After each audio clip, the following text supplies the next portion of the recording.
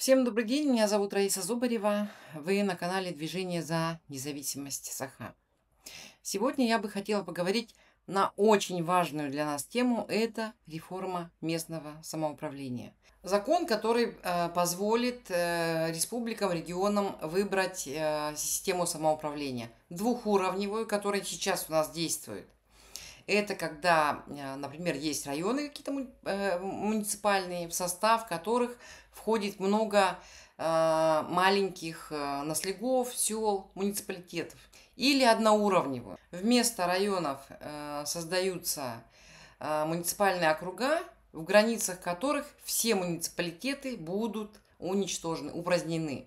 Проще говоря, села и наслега, они все будут лишены собственных администраций. Именно этот закон отменил выборы в столицах всех республик, всех регионов. То есть у нас в Якутске мэра выбирать больше не будут.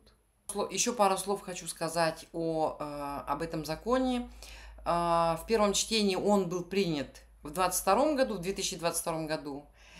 Потом его отложили должны были рассматривать во втором чтении в 2024 году. Но поскольку парламентарии Татарстана во главе с Миннихановым активно сопротивлялись, вносили свои правки, что-то принимали, что-то не принимали.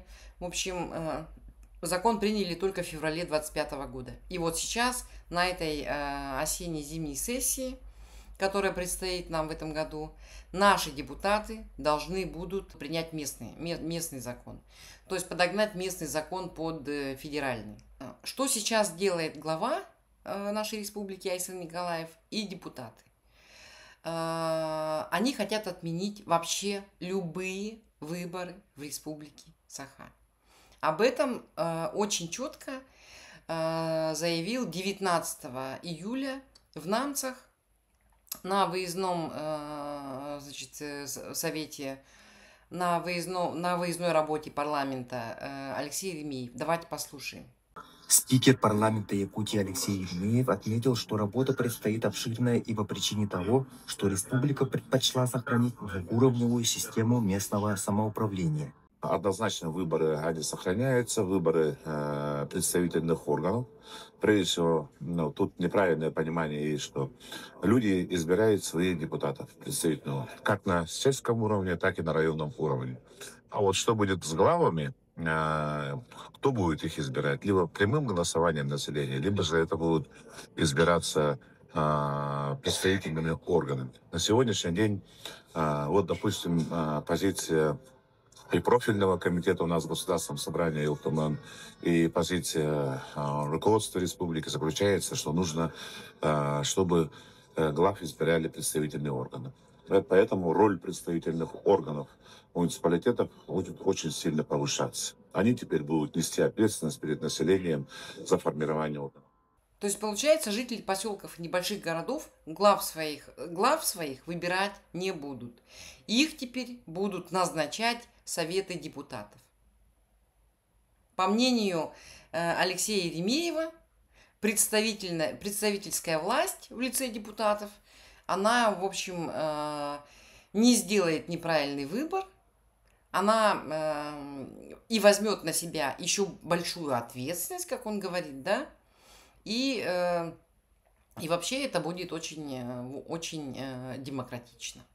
Именно поэтому сейчас вся наша оппозиция, и Паскачин, и Иванов, и Максимов, очень активно работают с людьми, и они намерены потребовать признания сел и наслегов полноценными муниципальными образованиями с прямым бюджетным финансированием и с выборами, с самостоятельным формированием, то есть органов власти. Речь идет об определении вида муниципального образования, который может быть установлен в том или ином населенном пункте. Ранее Афанасий Максимов заявлял о том, что они готовы в наследии Усть-Тата провести такой референдум.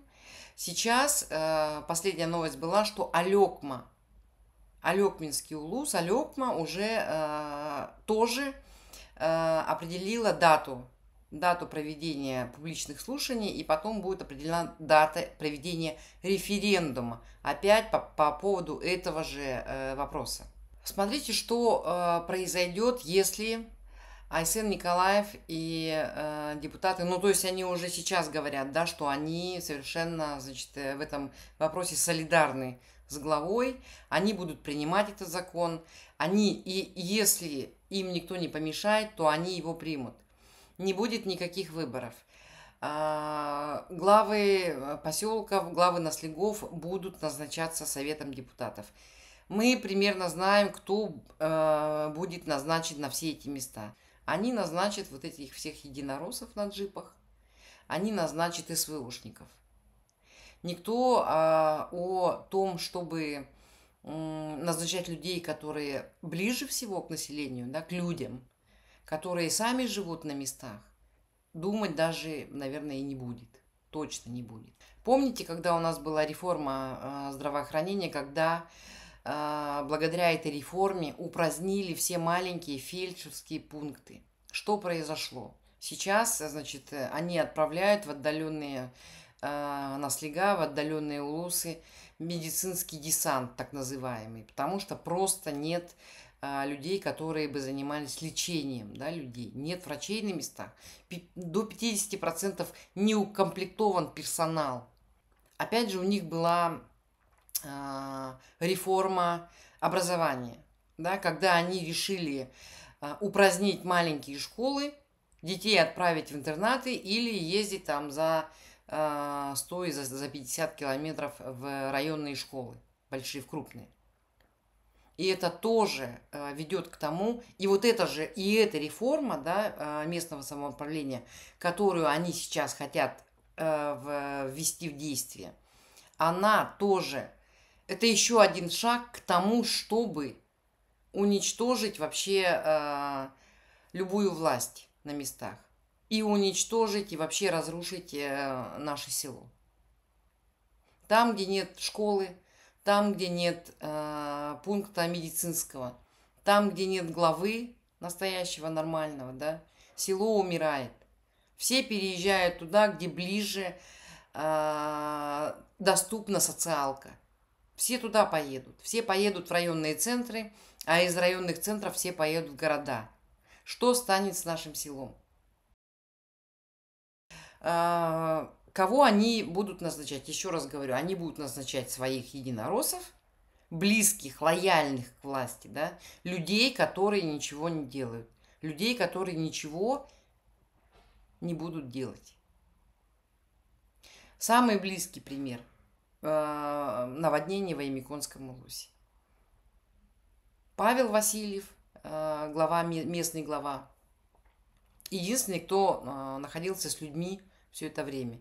Единственный человек, который, как глава наслега Аймикона, он помогал людям.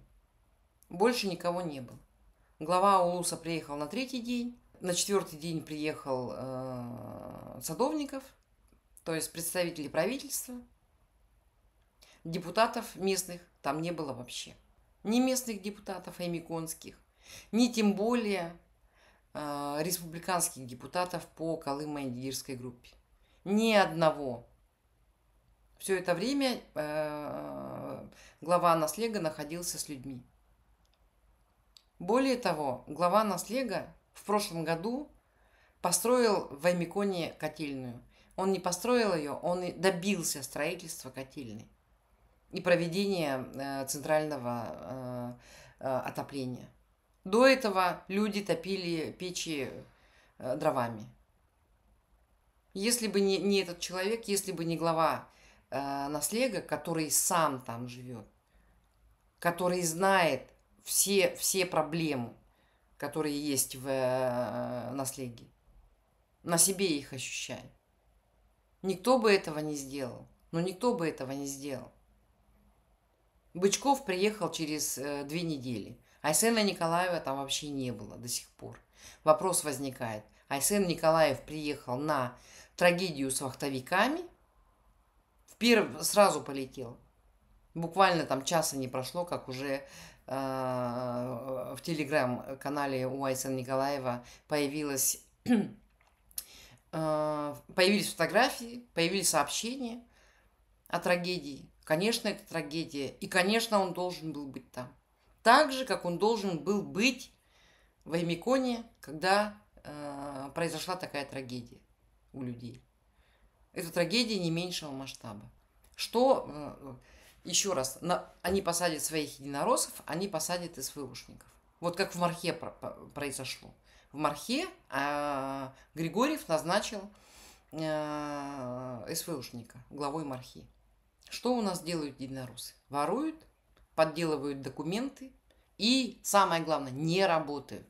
А еще оскорбляют жителей, которые не согласны.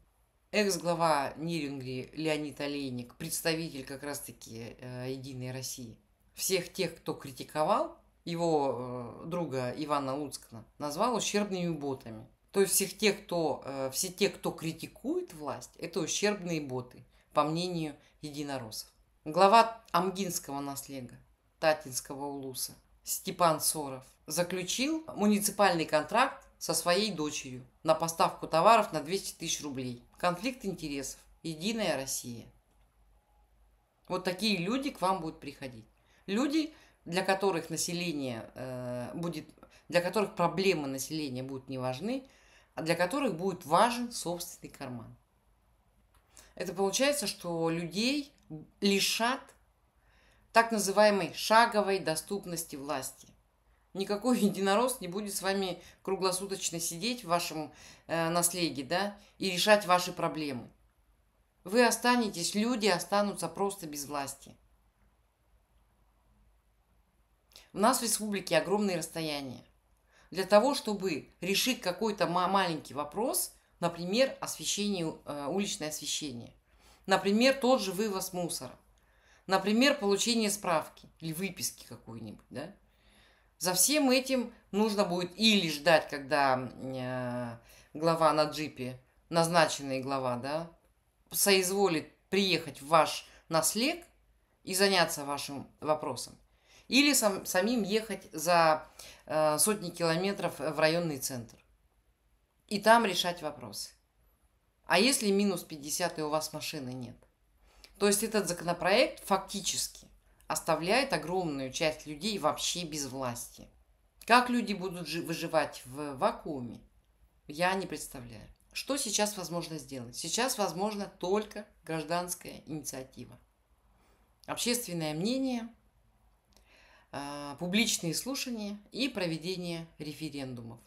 То, о чем конкретно говорил Афанасий Максимов, о том, что нужно проводить публичные слушания и нужно проводить референдум для того, чтобы Айсен Николаев, он по сути, как правильно пишет мой коллега, он по сути остается, в том случае, если они примут этот закон в республике, он по сути останется единственным избирателем во всей республике. Он будет выбирать глав. Он будет выбирать тех людей, которые будут выбирать глав. И они посадят туда своих людей. Поэтому гражданская инициатива, поэтому публичные слушания и поэтому референдум. Так же, как делает это Афанасий Максимов сейчас, так же, как то, к чему призывает Александр Иванов сейчас и Паскачин. Это единственные инструменты, которые помогут оставить власть, ту власть, выборную власть, которую вы сами будете выбирать на местах. А Лёкпа пошла по этому же пути. Сейчас они 20 августа будут собирать публичные слушания, а потом они проведут референдум по изменению статуса города Алёпы. На этом, пожалуй, все. Спасибо за внимание. Подписывайтесь на наш канал, ставьте лайки, комментируйте это видео. И большая просьба ко всем тем, кто имеет возможность помочь нам материально. Под этим видео обязательно будут все ссылки, все способы описаны, как вы это можете сделать совершенно безопасно. Спасибо, до свидания.